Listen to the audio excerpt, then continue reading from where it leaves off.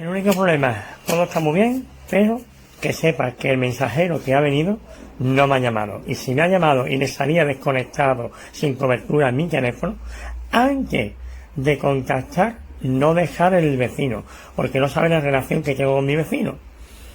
Entonces, mensajero, para otra vez, no dejarlo sin contactar con el cliente.